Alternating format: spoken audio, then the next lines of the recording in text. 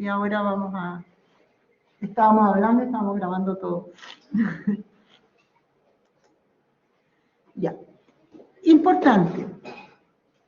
Nosotros dependemos del oxígeno. ¿Ya? Entonces, en el medio externo vamos a encontrar concentraciones de oxígeno y dióxido de carbono en la atmósfera. ¿Ya? Y nosotros, de ese medio, vamos a necesitar el oxígeno. El oxígeno llega a nuestro cuerpo a través de los pulmones y llega a los alvéolos pulmonares y de ahí pasan a los capilares alveolares y de los capilares pasan al torrente sanguíneo. Y los capilares que llevan el dióxido de carbono, producto del metabolismo, entregan el dióxido de carbono a los alvéolos para ser eliminados al medio externo. El movimiento de estos gases se hace a través de simple difusión, ¿ya? Entonces, va a depender de las presiones de oxígeno y de las concentraciones de oxígeno para que pueda ocurrir un buen intercambio. La circulación pulmonar va a... nosotros tenemos dos tipos de circulación.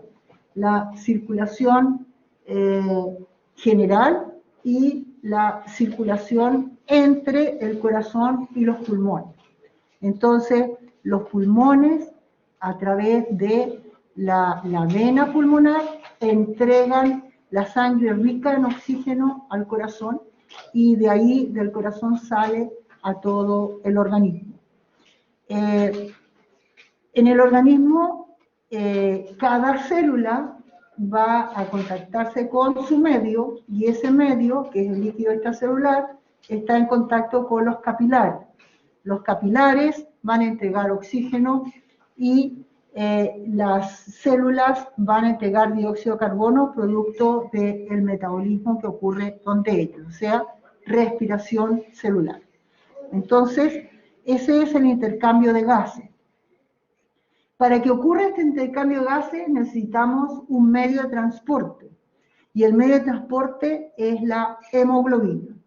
Entonces tenemos que estudiar cómo funciona la hemoglobina. Bueno, aquí vemos que el transporte de oxígeno en la sangre se hace principalmente asociado a la hemoglobina, formando un compuesto que se llama oxihemoglobina. Y también vamos a tener un porcentaje mínimo que corresponde a el oxígeno disuelto en el plasma. Entonces, cada molécula de hemoglobina va a tener 4 cadenas proteicas, dos cadenas alfa y 2 cadenas beta. Cada grupo va a tener asociado el fierro, que es el que se va a asociar con los gases respiratorios. Entonces, aquí vemos la reacción de carga y descarga. La oxihemoglobina es la que lleva el oxígeno a los diferentes tejidos, y la desoxihemoglobina es la que lleva el dióxido de carbono a los pulmones. Entonces aquí tenemos desoxihemoglobina más oxígeno, forma oxihemoglobina en los pulmones. Y la oxihemoglobina en los tejidos va a formar desoxihemoglobina. Entonces, ese era el transporte de oxígeno. El transporte de dióxido de carbono es diferente. Vamos a ver que la proporción más alta en que se transporta el dióxido de carbono es a través del ion bicarbonato, que está disuelto en el plasma. Y gracias a la anhidrasa carbónica que se encuentra en los glóbulos rojos, este bicarbonato va a disociarse y va a formar dióxido de carbono a nivel alveolar, o sea, de los capilares alveolares. ¿Ya? El 20% está combinado con la hemoglobina, solamente el 20%. Y tenemos un 10% disuelto en el plasma. Entonces aquí tenemos la relación que hay entre las células de los tejidos corporales y los glóbulos rojos. Entonces vemos que el dióxido de carbono que entregan las células, producto del metabolismo, se va a asociar con agua y va a formar el ion bicarbonato, gracias a la anhidrasa carbónica. Bueno, primero forma ácido carbónico y después ion bicarbonato. Y el oxígeno que está en la hemoglobina va a entregarse a las células de los tejidos. Estos son los capilares sanguíneos que están en contacto con las células de los tejidos. Ahora, ¿qué es lo que ocurre en los pulmones? Aquí tenemos los glóbulos rojos y aquí vamos a ver que se va a formar la reacción contraria a lo que ocurría en la relación del glóbulo rojo con los tejidos. El ion bicarbonato va a disociarse y va a dar origen a dióxido de carbono y agua. Entonces el dióxido de carbono se va a concentrar en el glóbulo rojo, va a salir por presión, debido a que está más concentrado que el resto, y atraviesa las células de los capilares, atraviesa el líquido, la zona intersticial y atraviesa las células de los alveolos pulmonares y ahí entra al alveolo. Mientras tanto, el alveolo está entregando oxígeno a los glóbulos rojos. El trabajo de la anhidrasa carbónica es fundamental. Nosotros tenemos una cantidad determinada de hemoglobina y eso va a depender de nuestra corporalidad. Y por eso vemos que los hombres tienen más hemoglobina que las mujeres. Pero eso, insisto, depende, porque hay hombres que son bajitos y delgaditos, ¿ya? Estamos hablando de término medio. Y entonces, y también la cantidad de hemoglobina va a depender del sitio donde nos encontremos. Carla, ¿qué quieres que repita?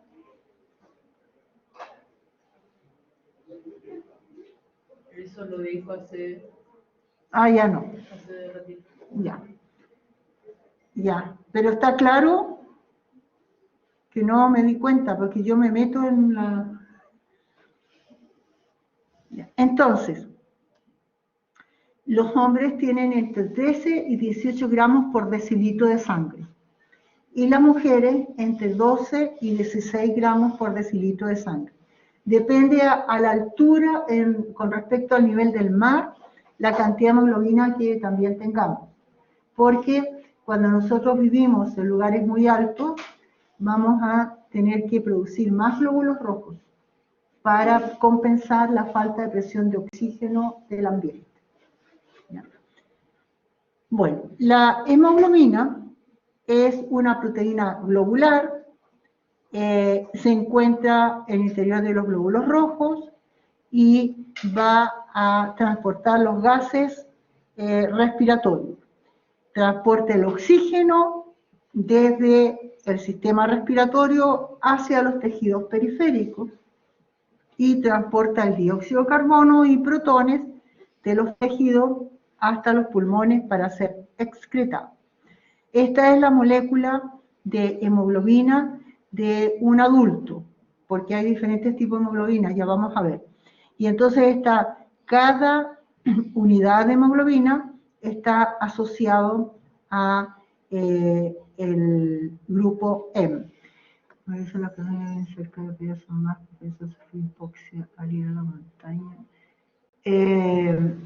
Sí, cuando nosotros cambiamos bruscamente de un lugar que está muy cercano al nivel del mar a un lugar muy alto, entonces nuestro cuerpo no es capaz de poder compensar eso rápidamente. Entonces lo que ocurre hay cambios en la frecuencia respiratoria, hay otros cambios, pero se necesita de algunos días para aclimatarse. Entonces, cuando una persona quiere ir a un lugar muy alto, tiene que hacerlo por escalas. Entonces, subir desde el nivel del mar a unos 2.000 metros, después al día siguiente otros 2.000 más, y así sucesivamente. Pero no es conveniente subir de una vez desde el nivel del mar a 5.000 metros, por ejemplo. Entonces ahí viene el problema de descompensación y puede generar hasta la muerte. La diapo 35.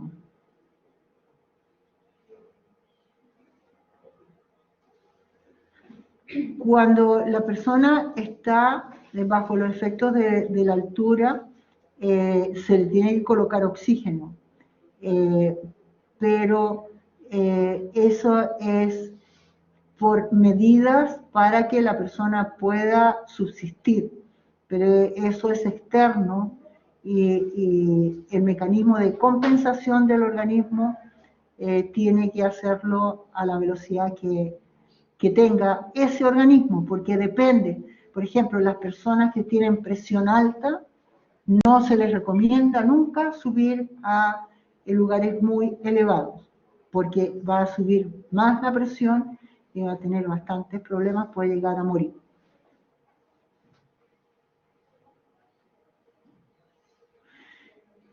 Sí, si uno está entrenado, por nada, Christopher, si uno está entrenado, uno puede generar estas adaptaciones más rápido, pero de todas maneras no es tan rápido.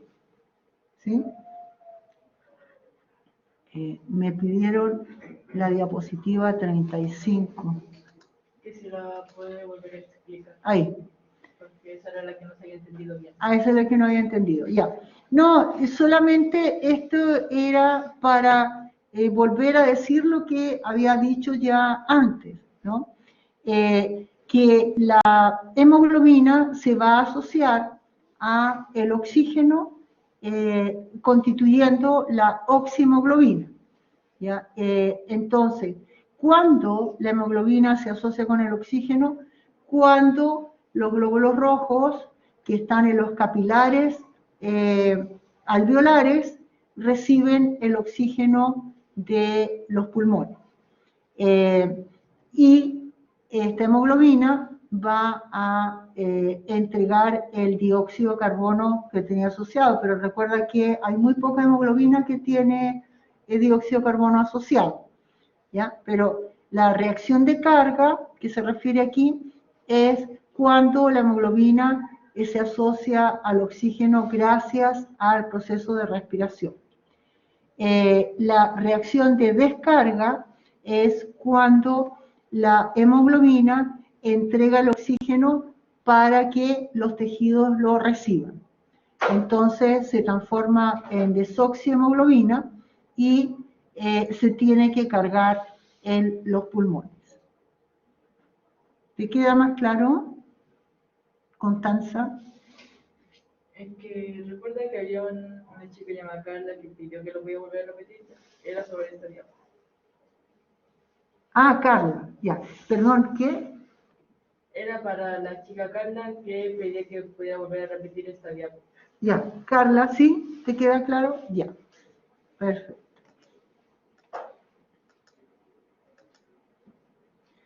Ya. La hemoglobina es una molécula constituida de 4 unidades. Entonces, por eso dice cuaternaria. Puede tener unidades alfa, beta, gamma y delta. La hemoglobina de nosotros, los seres humanos adultos, tiene 2 unidades alfa y 2 unidades beta. Y esa es la hemoglobina A. Y ella va a transportar 4 moléculas de oxígeno, y aquí ustedes ven la zona donde va a ocurrir el transporte de oxígeno, ya que el grupo M, que el fierro se va a asociar al oxígeno. Tipos de hemoglobina. Vamos a ver que hay diferentes tipos de hemoglobina, algunos son patológicas, ¿ya? No, ya voy a hablar, Constanza, porque vamos a ver cómo la hemoglobina se asocia al oxígeno y cómo se disocia de él. Ya vamos a hablar. Ahora vamos a ver en general la hemoglobina. Entonces, la hemoglobina A es el 97% de la hemoglobina de las personas adultas, ¿ya? Y es la que acabamos de decir, 2 unidades alfa, 2 unidades beta. La hemoglobina A2 es el 2,5% de la hemoglobina que nosotros tenemos después del nacimiento, porque la hemoglobina del feto es diferente a la del adulto. Y entonces está formada por 2 unidades alfa y 2 unidades delta. La hemoglobina S, que es la que vimos en la clase pasada, es la de la anemia falciforme. Entonces es una hemoglobina que tiene una estructura completamente diferente y que tiene dificultades para asociarse con el oxígeno. La hemoglobina F está formada por unidades alfa y unidades gamma, que es la hemoglobina fetal. La metahemoglobina es una hemoglobina alterada, y hablamos que el estado del fierro es férrico, por lo tanto no puede transportar el oxígeno, ¿ya? Y eso está dado por la falta de una enzima que es la metahemoglobina reductasa. Entonces está determinado genéticamente porque el gen está mutado para esa enzima, ¿ya? Entonces esa enzima está encargada de mantener el fierro en la condición que le permite asociarse con el oxígeno. La carbaminohemoglobina está asociada al dióxido de carbono, ¿ya? Entonces, el porcentaje bajo que tenemos de hemoglobina asociada al dióxido de carbono es la carbaminohemoglobina. La carboxihemoglobina, esta es letal, es hemoglobina asociada a monóxido de carbono. Y desgraciadamente el monóxido de carbono tiene una afinidad de 210 veces más que el oxígeno con respecto a la hemoglobina. Entonces, el monóxido de carbono es un gas que es inodoro e incoloro, y la hemoglobina tiene afinidad con él. Entonces, ¿cuándo se produce este gas? Cuando hay una mala combustión. Entonces, cuando nosotros tenemos un artefacto en la casa que tiene combustión a gas, por ejemplo, no nos damos cuenta y se está liberando el monóxido y nos vamos durmiendo. Y entonces no nos defendemos y nos salimos corriendo ni nada por el estilo. Y por eso se muere mucha gente cuando tiene los califón, por ejemplo, dentro del baño. ¿Sí? Entonces, ahora creo que se prohibió hacer eso, no tengo idea. Una pregunta. ¿Y con la estufa a gas no pasa lo mismo? ¿Cierto? Sí, sí pasa lo mismo. ¿Puede pasar? Sí. Entonces, ¿es malo que las personas tengan la estufa como prendida muchas horas, por así decirlo? Es que depende, porque si la combustión es buena, no hay problema. Pero si tiene mala combustión, puede liberar monóxido. ¿Cómo una buena combustión o una mala? Que la mechita esté mal. Cuando tú ves cómo es la llama de la estufa, la llama tiene que ser azulita, siempre. Entonces cuando ves tú que hay de repente que se pone como roja y cambia de color, es que ahí hay problemas de combustión. ¿Sí? Normalmente cuando uno tiene una estufa a gas, es importante tener algún lugar de que haya entrada de aire. Porque si te das cuenta, cuando estás mucho rato con la estufa a gas, empiezas a sentir sueño por la combustión misma, porque produce una serie de gases que son tóxicos, no solamente el monóxido. Entonces es muy importante. Dentro de los sistemas de calefacción, los más apropiados son los eléctricos, pero son muy caros. Y claro, claro, son más caros, pero son más saludables. Claro. No producen contaminación ambiental, sí, ese es el problema. En invierno el problema de la contaminación ambiental en los hogares es peor que fuera. Y bueno, y en lugares apartados donde se usa carbón o se usa leña, es peor. Y ahí vemos que hay muchos muertos, que mueren porque dejaron el brasero medio prendido y ahí se generó la mala combustión. Pues pensaron que se había apagado el fuego, no se apagó el fuego. ¿Ya? Sí, Natalia, sí es cierto. La metahemoglobina, Christopher, no sé qué tratamiento le hacen, pero toda enfermedad genética, la única forma de poder suplir esa condición tendría que ser con ingeniería genética, en que se pudiera incorporar el gen para esa enzima. No sé si utilizan algún medicamento para, en forma artificial, ir modificando el fierro en estado férrico. No lo sé.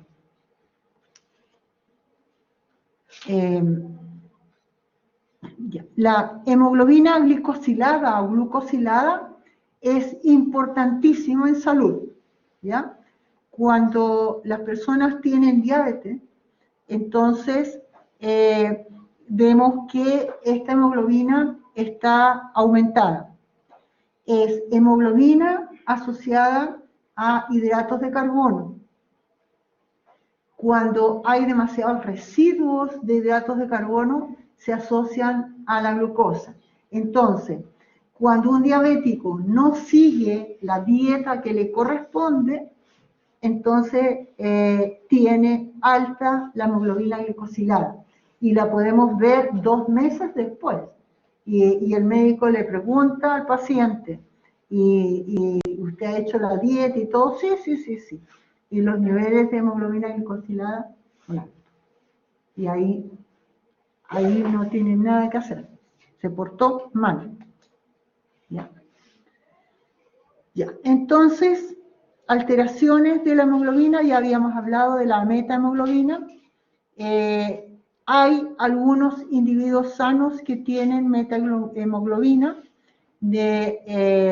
pero en una proporción muy baja, y tenemos que sobre el 70% es mortal.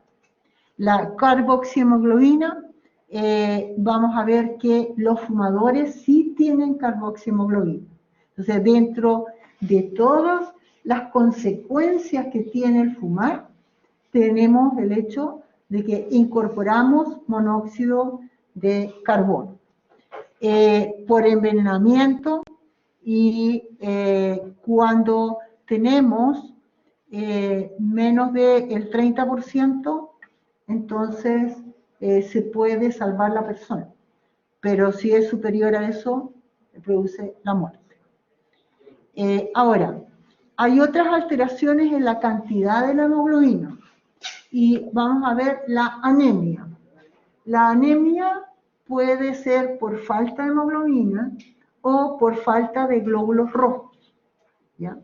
Entonces, eso lo tiene que ver el médico. Lo importante, nosotros tenemos que tener una cantidad determinada, ya vimos los valores de hemoglobina.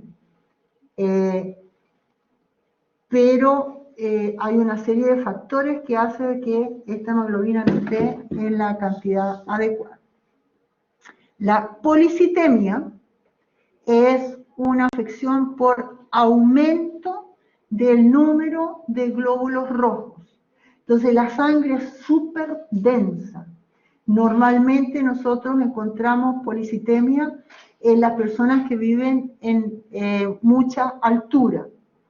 Hay una dificultad para el transporte de la sangre porque hay muchos glóbulos rojos, ¿ya? Y también vamos a encontrar las personas que utilizan anabólicos para los entrenamientos, el fisiculturismo y todo ese tipo de cosas. Y también en enfermedades cardiorrespiratorias se puede generar una policitemia por compensación. Tenemos un problema cardiorrespiratorio, entonces como no llega suficiente oxígeno a los tejidos, entonces el organismo comienza a producir más glóbulos rojos. Sí, Carla, es bastante espesa la sangre de las personas que tienen policitemia.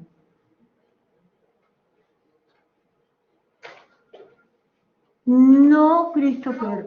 Los glóbulos se van a formar si es que se rompe un vaso sanguíneo y la coagulación depende de factores de coagulación, depende de las proteínas propias que van a formar y de las plaquetas. Entonces, el hecho de que la sangre sea espesa no va a formar más coágulos, pero sí hay agregación celular, ¿ya? Se produce agregación de los glóbulos rojos, pero eso no es un coágulo. ¿Sí? ¿Entiendes la diferencia? Bien. Entonces, la hemoglobina tiene un grupo proteico y un grupo prostético. Entonces, la globina es la parte proteica, y ya habíamos hablado, hay 2 unidades alfa, 2 beta, se unen cada una a un hierro, que es el grupo M, ¿ya? Gracias a las porfirinas, y entonces el hierro tiene que estar en estado ferroso.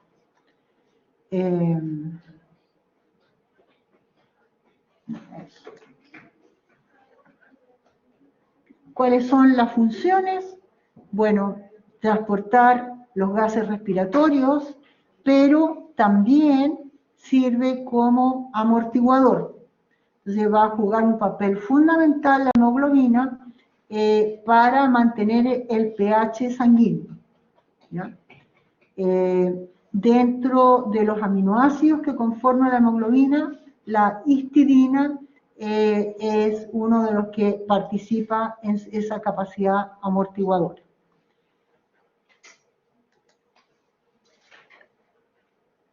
Bien. Desde el punto de vista de la importancia biomédica, con respecto a la mioglobina y la hemoglobina, estas van a mantener el aporte de oxígeno esencial para todo el metabolismo celular, ¿ya?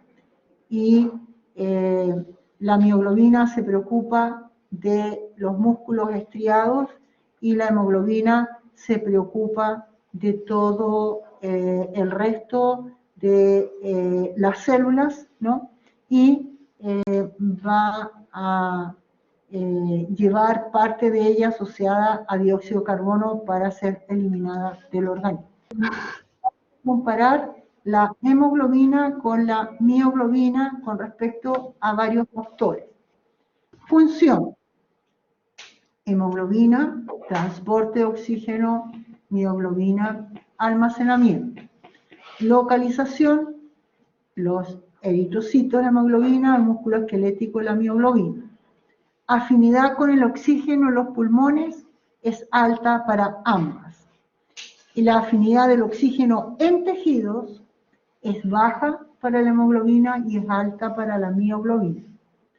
La estructura que tiene la hemoglobina es una proteína que tiene una estructura cuaternaria, en cambio la mioglobina tiene estructura terciaria. La curva de disociación es sigmoidea en el caso de la hemoglobina, e hiperbólica en la mioglobina. ¿Cuántos grupos HEM tienen? 4 hemoglobina, 1 la mioglobina.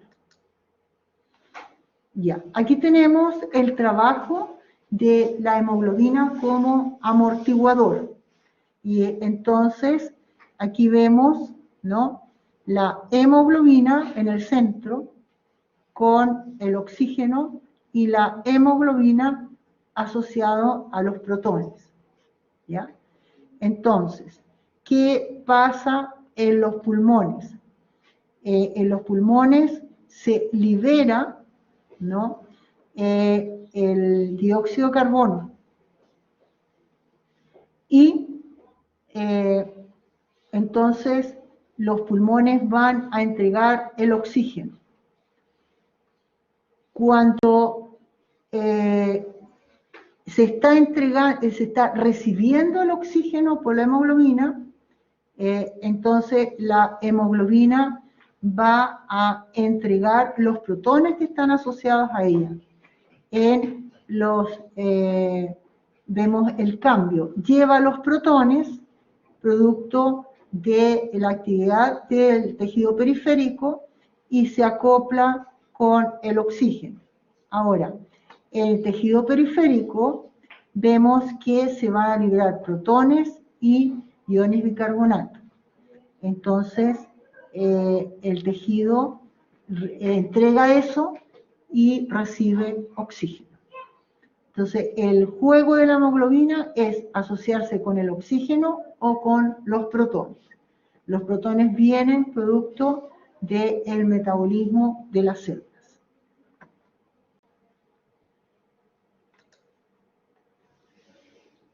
Ya. ¿Cómo se unen estas moléculas con su ligando? En este caso, vamos a pensar en el oxígeno.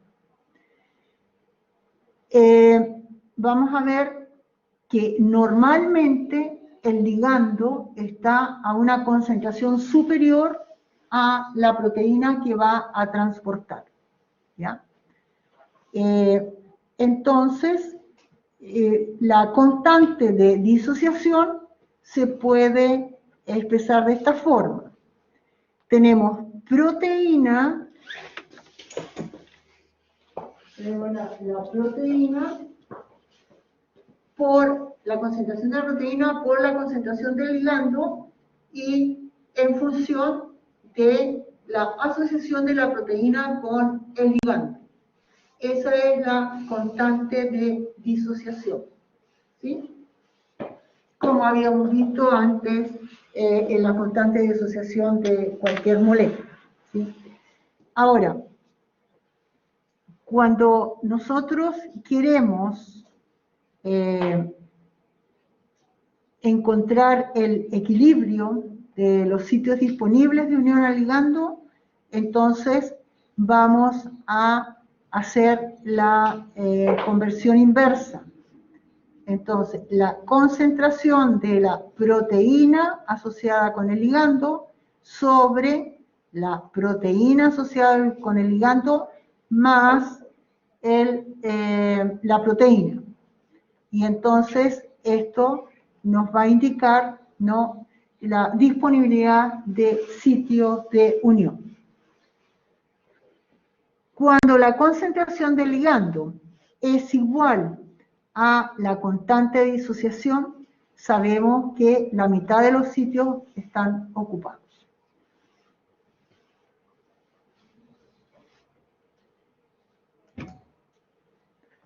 Aquí tenemos la constante de disociación de algunas proteínas. Entre ellas, por ejemplo, el receptor de la insulina. Su constante de disociación es 1 por 10 elevado a la menos 10. Entonces, nosotros también podemos hacer, utilizando la fórmula anterior, ver la posibilidad de que se unan la insulina con su ligando en un individuo X. ¿Ya? Entonces, la constante de disociación de la mioglobina se va a determinar por una curva hiperbólica y entonces la fracción de saturación va a depender de la presión parcial del oxígeno. Lo mismo que ocurre con la hemoglobina. Si nosotros tenemos poca presión de oxígeno, entonces van a variar todos los valores. Y vemos los sitios ocupados en función a los sitios totales. Y aquí tenemos la mioglobina, que tiene la posibilidad de asociarse con el oxígeno, y si nosotros utilizamos la fórmula, finalmente vamos a tener, después de todas las modificaciones y acomodos de esta fórmula, tenemos que la concentración de oxígeno va a depender de un medio de la concentración de oxígeno más, no sé qué pasó, más la concentración de oxígeno. Entonces, esta condición nos va a decir la disponibilidad que tiene la mioglobina con el oxígeno. No tienen que hacer cálculos ni utilizar las fórmulas, sino que es para que ustedes comprendan qué es lo que está pasando. Entonces, aquí tenemos la curva de disociación de la mioglobina. Y vemos que inicialmente, aquí, hasta aquí, es proporcional. A medida que aumentamos la presión de oxígeno, aumenta la disociación.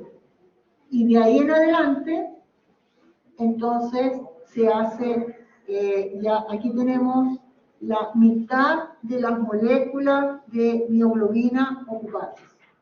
Y aquí se tiene que adaptar hasta que se hace independiente de la presión de oxígeno. Pero ahí tenemos que tener una cantidad demasiado alta que no corresponde a una condición fisiológica. ¿Ya?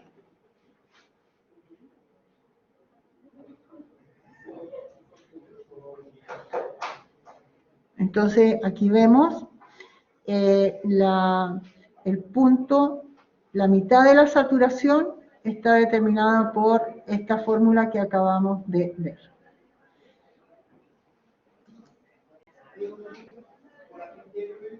Esta es una curva teórica.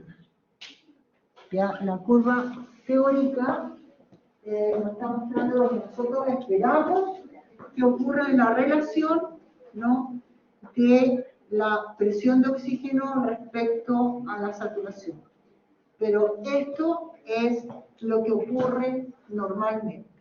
Entonces, hay una mayor afinidad de la hemoglobina con el oxígeno de lo que teóricamente debe haber. ¿Ya? Mientras más cercano al cero tengamos este punto, y nos está indicando que hay una mayor afinidad. ¿Sí?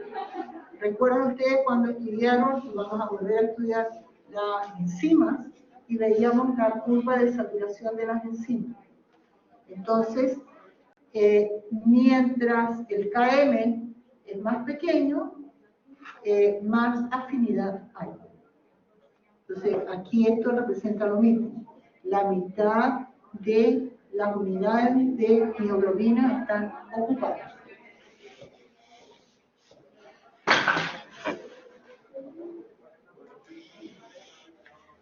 Ya.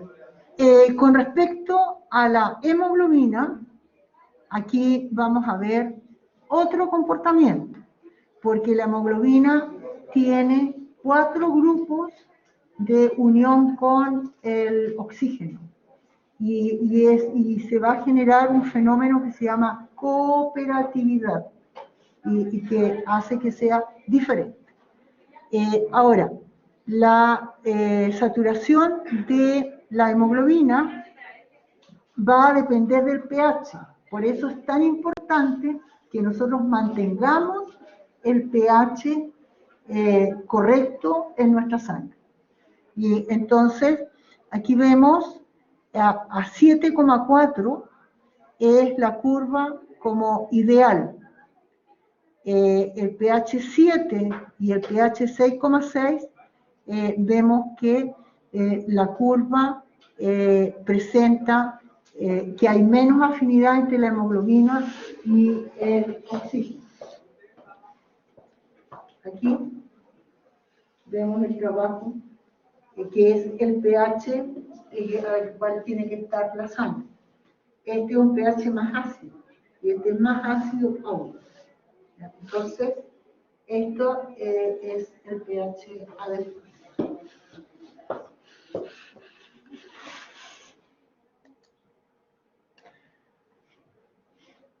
Ahora, cuando hay otros factores que influyen en la asociación de la hemoglobina con el oxígeno, vemos que esta curva cambia bruscamente. Aquí vemos qué es lo que pasa cuando la hemoglobina está asociada al dióxido de carbono. El 50% de la hemoglobina asociada al dióxido de carbono. Entonces, nosotros aumentamos la presión de oxígeno. Pensemos, se coloca oxígeno artificialmente. Pero como la hemoglobina está ocupada, no importa la cantidad de oxígeno que pongamos, el paciente no va a responder. Esa es la dificultad de tratar un paciente que está intoxicado con oxígeno, con monóxido de carbono. ¿Sí? Y vean ustedes lo que ocurre con el individuo anémico. Por eso es tan importante que nosotros tratemos las anemias. ¿Ya? Y hay muchas personas que tienen una serie de síntomas y no le hacen caso, y es que tienen anemia. ¿Ya? Es muy importante. Y la anemia puede ser ferropénica. ¿Qué significa eso? Que nosotros no introducimos suficiente fierro a nuestro organismo. Entonces nosotros tenemos que consumir alimentos ricos en fierro. Las personas que son veganas, ellos consumen, no consumen carne. La carne tiene bastante fierro. Y desgraciadamente, los productos vegetales que tienen fierro tienen mucha celulosa. Entonces el fierro no se retiene en el organismo porque la celulosa lo arrastra. Entonces, por ejemplo, la acelga,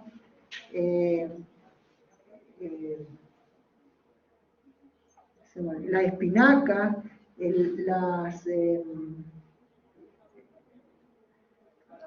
las lentejas, etcétera, ellas tienen bastante fierro. pero tienen mucha celulosa y se arrastra todo.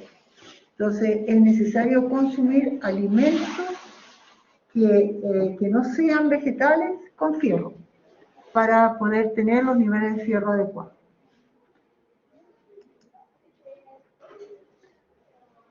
Ya, entonces vamos a ver, en este caso tenemos la mioglobina y ella va a estar en estado T y en estado R, igual que es lo que estábamos viendo con la hemoglobina, ¿ya?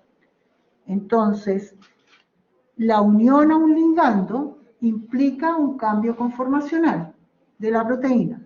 Entonces, vemos aquí está en estado de tensión y aquí asociada al oxígeno, aquí está en estado de tensión, si no veo la flecha de la casa. Y aquí, asociado al oxígeno, está en estado de relajación. ¿Ya?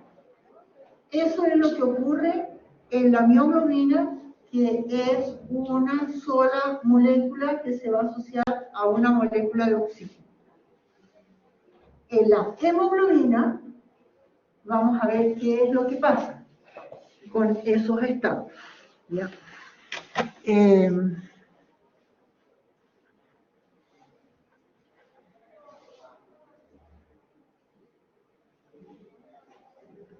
Eso lo vemos. Entonces, ¿qué es lo que ocurre en la hemoglobina? En la hemoglobina ocurre la unión cooperativa. Entonces, vemos que la hemoglobina va a tener 4 sitios de unión con el oxígeno.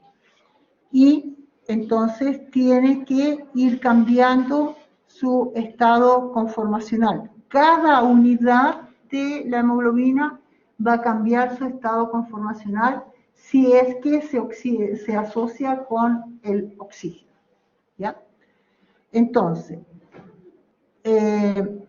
está en un estado de T, de baja afinidad, y va a entrar en un estado R, de alta afinidad. ¿Ya?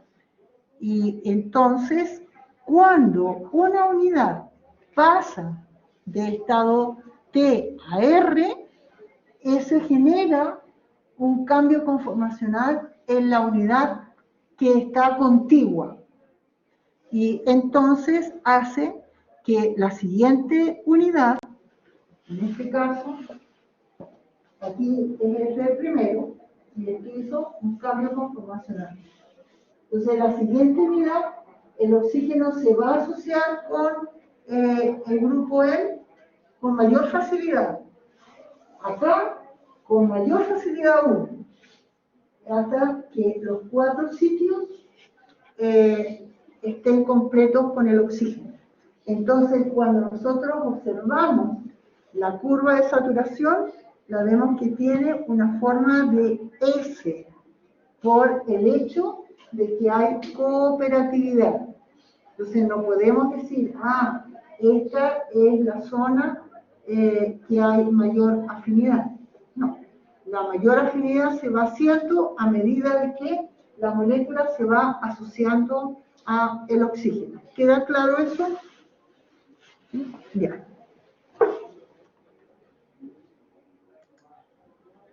Entonces aquí tenemos el transporte de oxígeno por la sangre. Tenemos en el pulmón una molécula de oxígeno que está asociada a la hemoglobina. Y después tenemos las 4 moléculas asociadas a la hemoglobina. Entonces, cuando todo está asociado a la hemoglobina, está en estado R. Y este va a entregar el oxígeno a las células. En estado T, la hemoglobina no tiene oxígeno y entonces ahí se va a asociar con el oxígeno que le entregan los pulmones.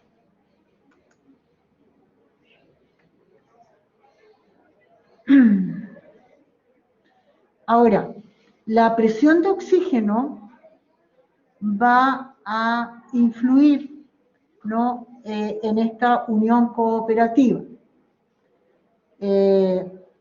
Entonces, si nosotros tenemos una poca presión de oxígeno, el trabajo de cooperatividad va a hacer que haya una alta afinidad. Y a medida que va aumentando la presión de oxígeno, entonces la afinidad se hace como más baja, ¿no? Ya, bueno, esta es la explicación de lo que les acabo de decir. Dice, en ausencia de ligando, los segmentos rojos, que son los ligandos, ¿no?, son muy flexibles a la unión para la hemoglobina, en este caso.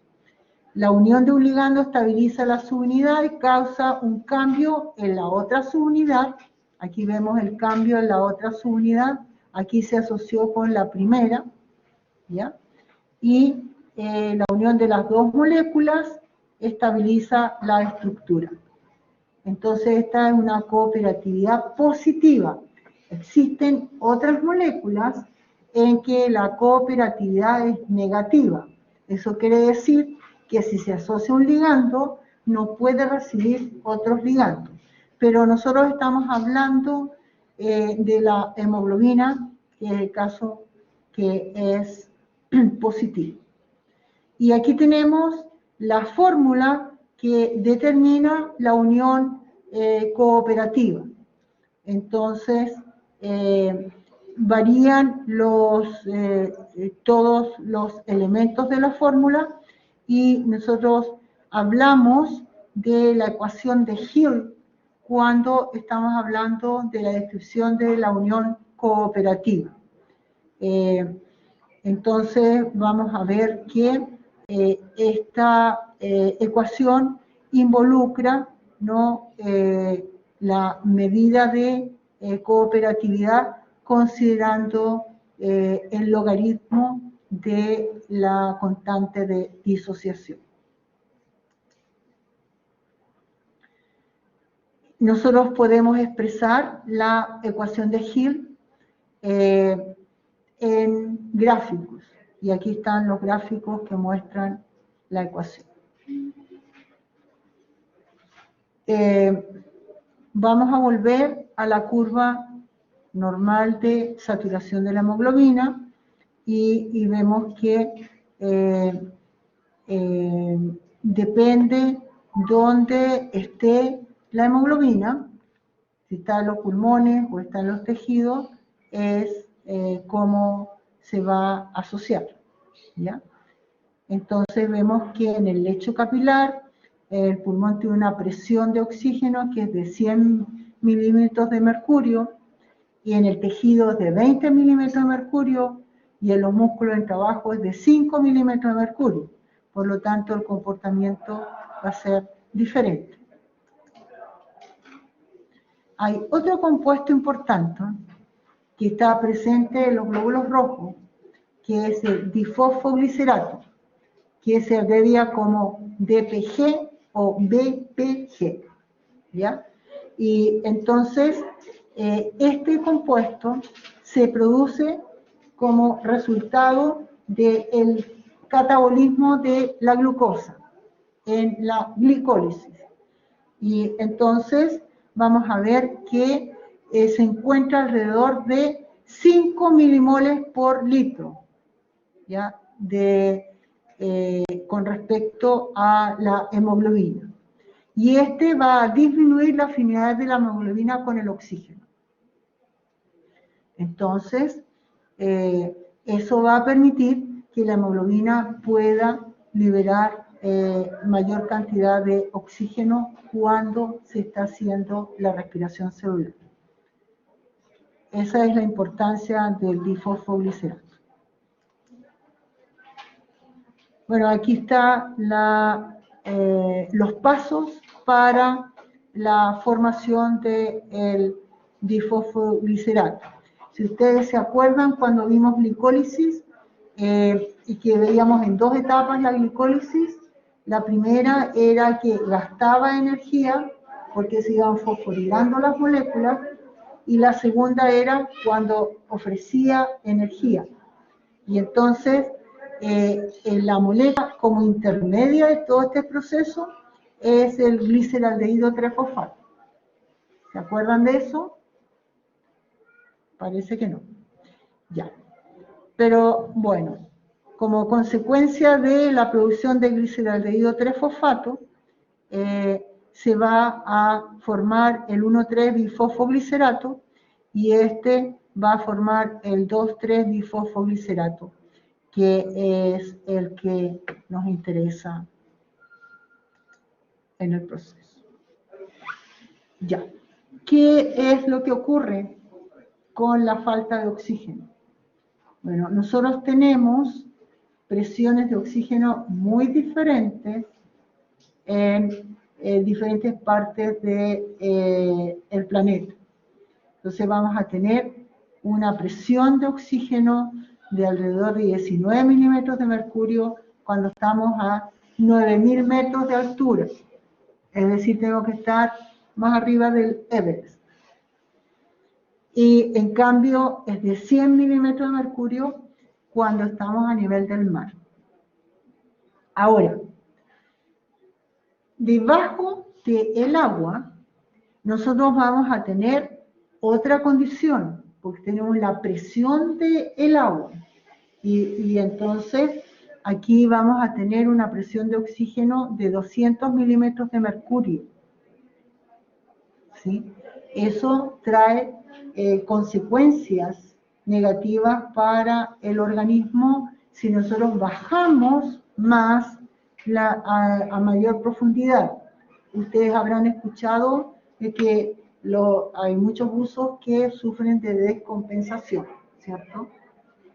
El exceso de presión de oxígeno va a alterar a muchas proteínas y se va a liberar nitrógeno, y ese nitrógeno es nocivo para la salud. Entonces tienen que colocarla en una cámara descompensadora para poder restablecer el estado de salud de las personas. Para que se adapten, igual como nosotros nos adaptamos a subir las montañas, el buzo tiene que adaptarse a volver a la presión normal de la Tierra.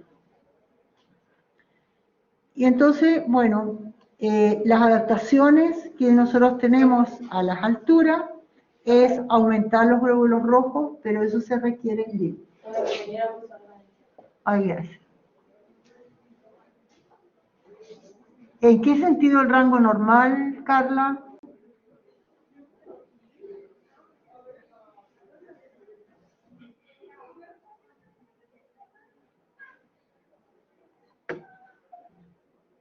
La presión de oxígeno en la sangre.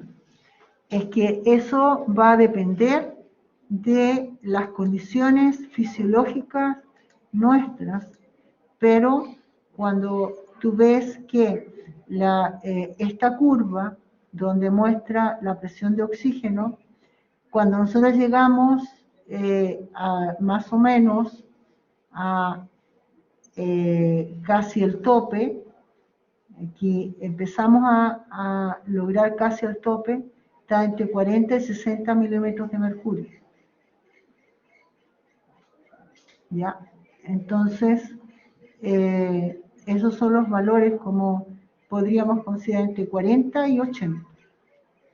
De 100 milímetros de mercurio, que está a nivel del mar, súper, maravilloso. ¿Ya?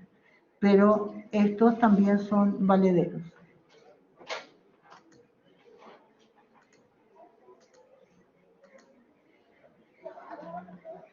Se aumenta la concentración de hemoglobina o se incrementa el 2,3-difosfoglicerato. ¿Ya? Esas son las adaptaciones. Estas adaptaciones son lentas. ¿Ya?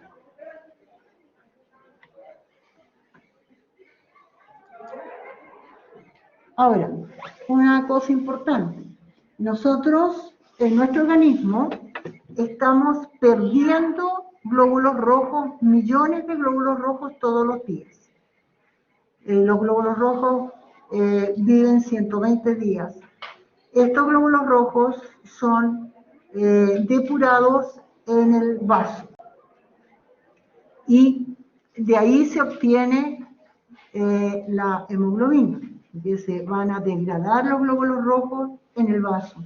Y entonces de ahí se obtiene la hemoglobina.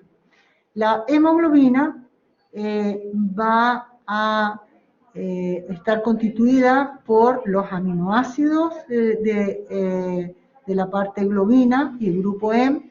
Vamos a tener el hierro y la porfirina, que es la proteína que va a permitir, ¿no?, que se constituya todo este núcleo donde está el fierro. Entonces, los aminoácidos se degradan como cualquier otro aminoácido. La porfirina va a dar origen a la bilirrubina.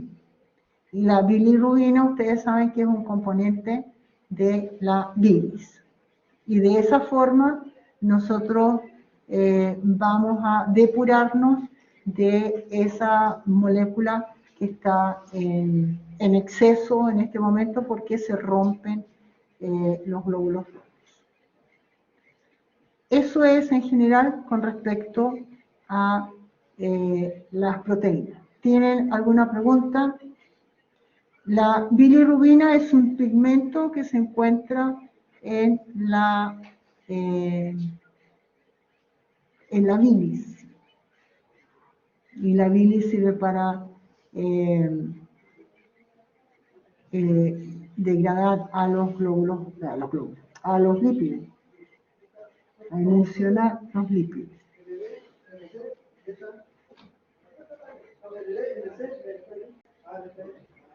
¿Preguntas más? Sí. Lo que pasa es que cuando los niños pequeños nacen con ictericia. Entonces, si se coloca a través de luz ultravioleta, parece que hay una descomposición del pigmento y eso hace que se elimine la bilirrubina. Esa es ictericia fisiológica.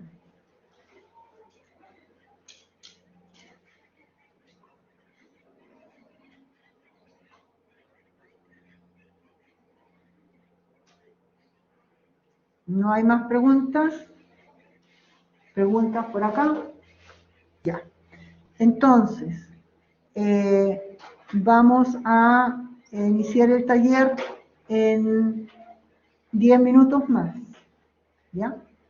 Voy a abrir otro Collaborate, pero antes no se vayan, ustedes sí pueden salir, porque tengo que mostrarles el código QR para que se registren.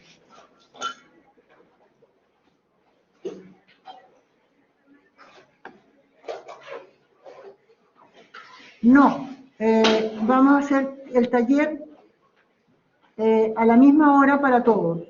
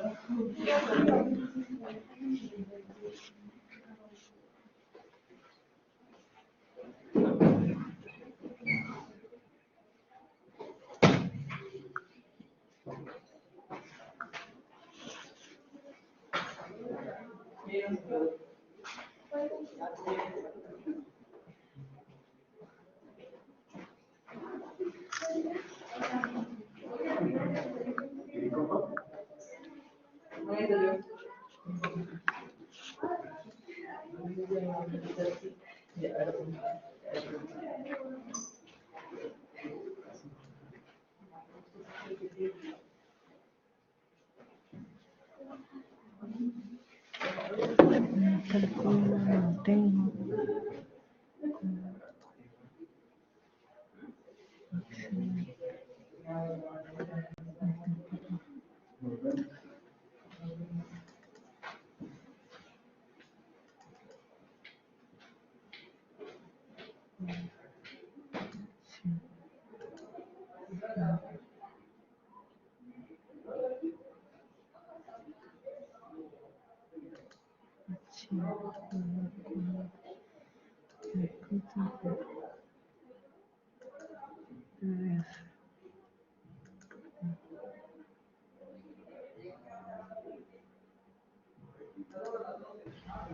Profesora,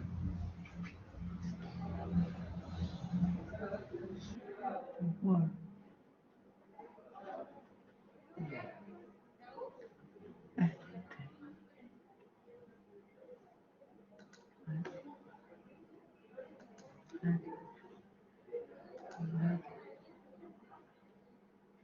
¿Dónde estás? Entonces,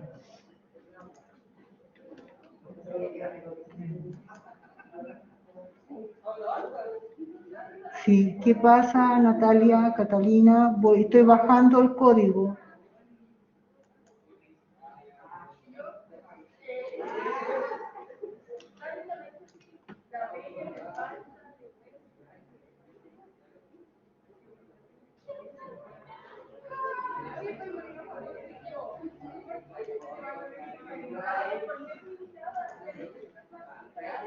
Ya.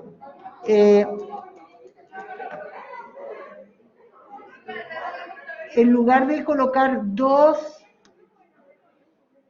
en el nombre del curso, tienen que colocar 3. Es REN 203 raya 3.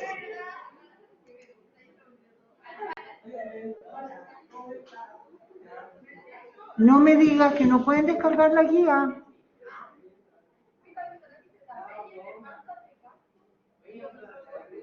Oh, qué malo. Ya, porque yo no voy a poder descargarla tampoco, si ustedes no pueden. Ya, deja ver, pero anoten el código, por favor, transmítanselo para meterme a buscar la guía. ¿Ya? ¿Puedo sacar el código?